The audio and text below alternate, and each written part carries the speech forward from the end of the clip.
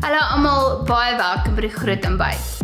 In vandag se video gaan ons die perfekte skakerings gebruik vir die nuwe seisoen wat voorlê, wat 'n sagte, gloeiende voorkoms waarborg. Nou, ek het alreeds van my grimering gedoen, soos my onderlaag, wenkbroue en bronzer, en gaan fokus op die oë, wange en lipkleur. My wenkbroue is mooi sag gevorm om die oogspasie oop te vertoon. Ek gebruik 'n concealer wat omtrent 1 na 2 skakerings ligter is as my onderlaag. Dit sal verseker dat my oogskadu langer aanbly.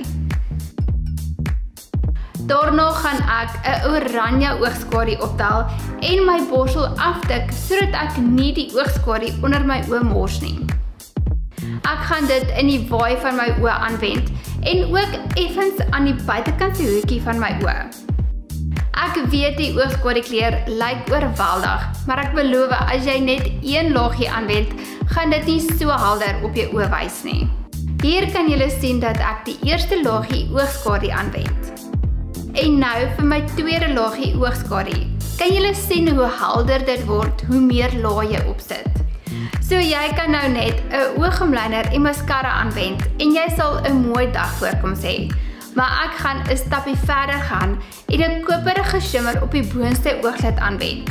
Want hoekom dan nou nie? Ek gaan 'n klein borsel gebruik en dit liggies druk sodat dit nie oor my hele gesig val nie. Ek het ook sommer besluit om 'n goue shimmer op die buitekantse hoekie van my ooglid te gebruik.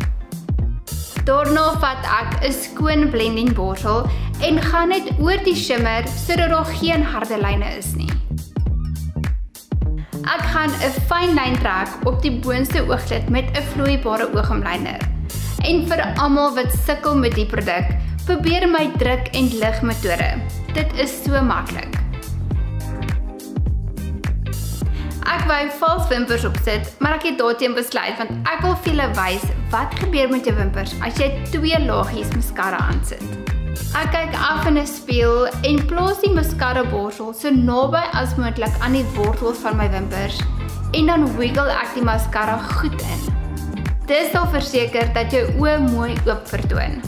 En sodra jou mascara droog geword het, kan jy ingaan vir 'n tweede laagie. Ek wend die perskekleur blosser naby aan my tempels en versprei dit na die appels van my wange.